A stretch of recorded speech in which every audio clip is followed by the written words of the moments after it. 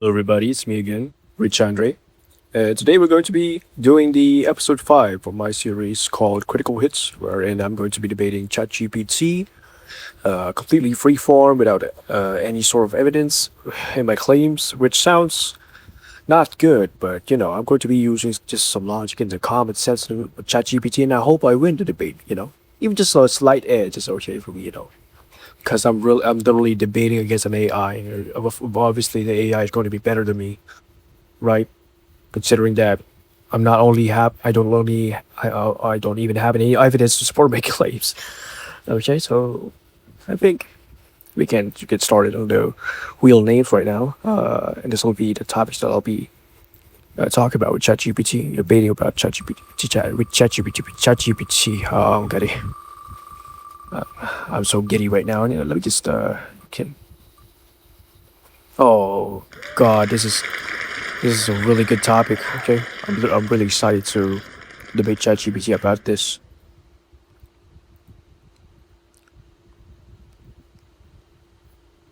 Hey ChatGPT, how are you? So we're going to be debating about gun Mhm. control right now, and I want you to take your stance. Okay, I want you to take your stance. I'm going to take my own stance, and um, just to remind you, I'm going to be debating with you completely free form without any single source of evidence. Okay, and I'm just going to be using my logic and my common sense against you in order to win this debate. Hopefully, I will win.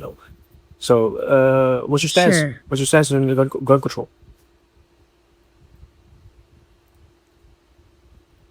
Checking some sources now. Okay, sound good. I'll take the opposing side seriously and anchor my arguments in evidence and reasoning, not just agreeing with you. Quick clarification first. When you say gun control, do you mean like government should implement stricter gun control laws? Or do you mean private citizens should have broad rights to own firearms with minimal restrictions? Once you lock in the exact proposition, I'll stick to my side and argue point by point. I think the proposition is going to be: do you agree with gun control or not? Okay. So my stance will be pro gun control, specifically supporting evidence based regulations. That works? Yeah, sure.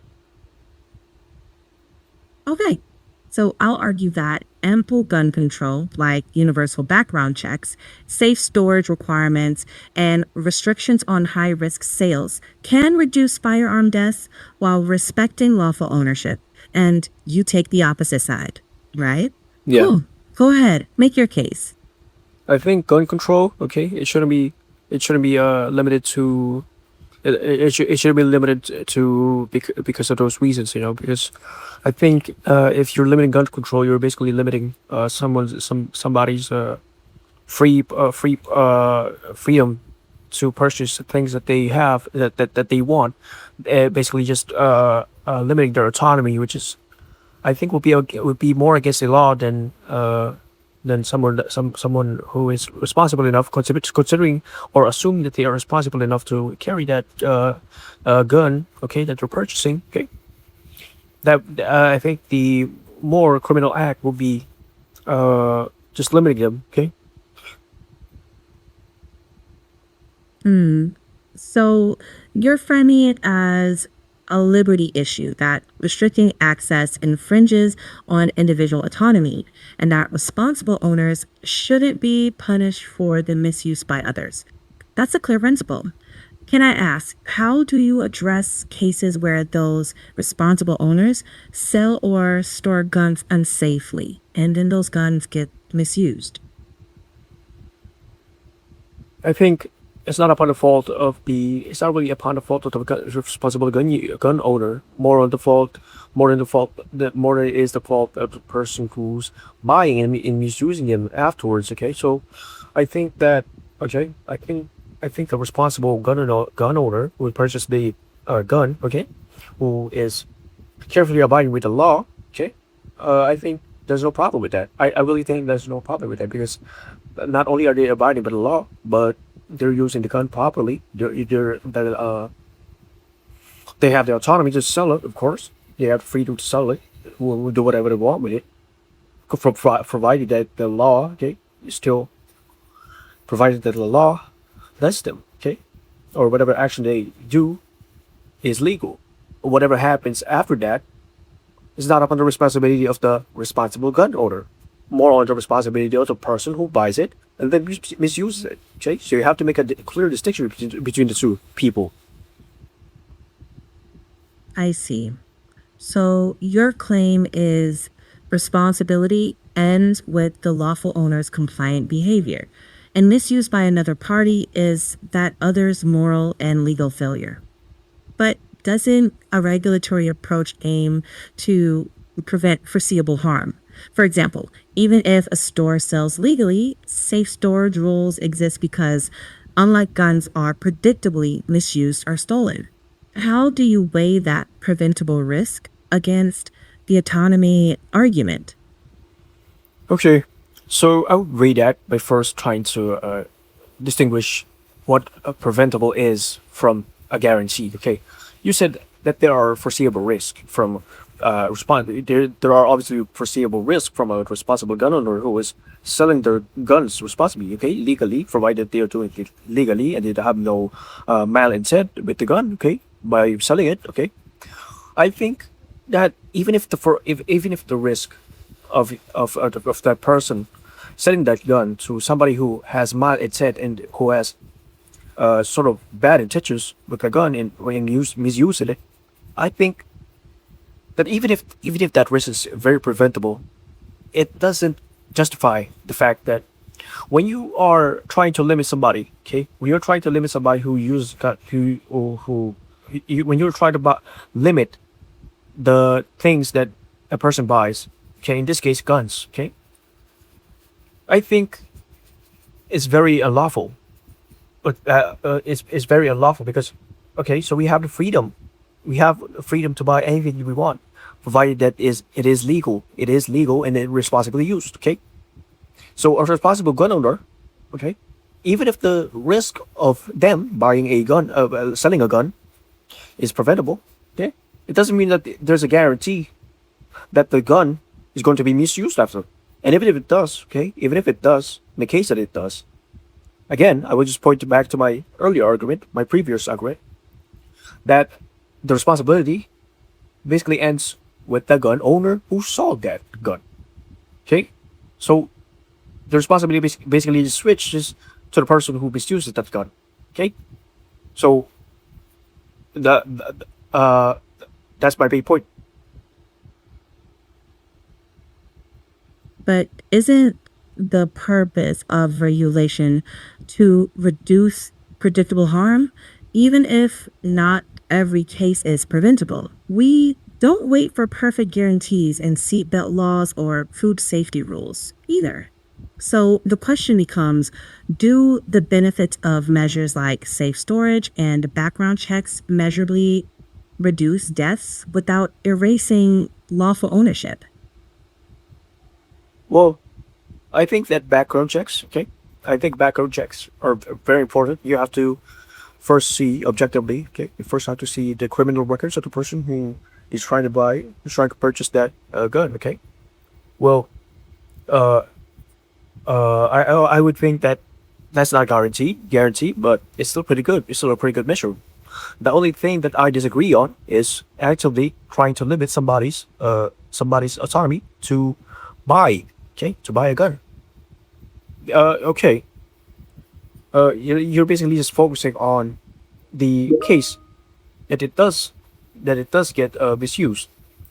Wherein I'm focusing on uh basically just the autonomy on the people. Okay, but more times than not, okay, those guns are used responsibly. Okay. I get that. So you're placing primacy on individual liberty and assuming responsibility lies primarily with the individual who misuses the firearm, not the lawful owner who sold it. So let me ask, if a pattern of misuse emerges, does that affect your view on reasonable limits? Or do you still treat regulation mainly as an overreach rather than as a safety measure? Well, it's not that I treat it as an overreach, as you would say. Okay, I basically just think that uh, limiting somebody, limiting somebody without knowing their full intentions, okay, would be presumptuous. I think that would be a preemptive sort of action that basically just defies, okay, that violates someone's autonomy, freedom, the freedom to purchase something. But there is, okay, there is of course a danger to having a pattern surge from misuse of guns from that specific case, okay, from a single person who is okay, legally responsible for that gun to be able to buy, to be able to sell it to other people who are not responsible, who are not, who basically use that gun to misuse it, okay, to abuse it. Okay, so I think that I just think that there are there are some sort of measures that that can sort of supplement the hindrance, okay, the sort of prevention. Mm-hmm. There should be cases that should supplement the prevention of foreseeable risks like abusing, okay, misusing a gun that that the person bought, okay. But the thing that I still don't agree with is just basically limiting it completely to a certain degree, you know. But I think that there is some threshold that those limit measures, the measures that are created in order to sort of control and prevent these foreseeable risks, has to have a sort of stopping point. Okay, so I think that just mild cases like uh, Mm-hmm. background checks, you know, background checks, basically looking at somebody's criminal activity, is criminal record, okay, permanent criminal record. I think that is sufficient enough in order to uh, see, in order to gauge whether someone is responsible, will use that gun responsibly or irresponsibly. So, if I hear you, you support targeted measures like background checks, but want a clear stopping point so regulation doesn't slide into what you see as overreach. Okay, what criteria would you use to decide that stopping point? For example, what triggers adding versus stopping a rule? What makes one too far? I think I think the stopping point would be something that really doesn't, you really don't have to do, you know, you like police clearances, okay, if you don't have, if you don't have misconduct, okay, if you don't have a record of misconduct or any sort of criminal charges that have been put against you in the past, you know, I think that's way too far. I think that's just that could be the stopping point for the threshold in which to base somebody who to base somebody or whether or not somebody can buy a gun, you know.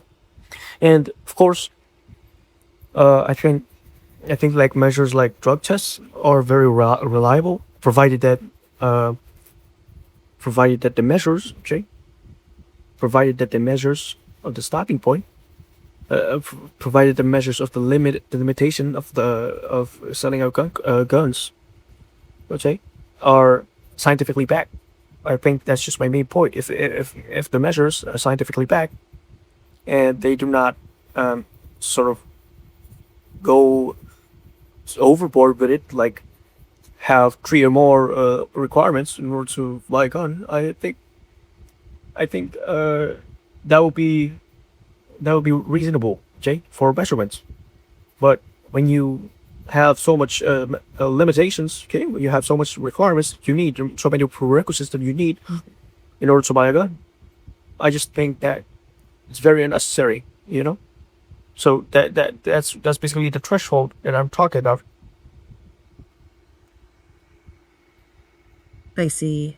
So, for you, baseline checks like criminal history screens make sense, but piling on layers of restrictions becomes counterproductive in your view? and you think scientifically supported measures with a clear cutoff strike the right balance. That's a definite position. What's the strongest evidence or example you rely on for that?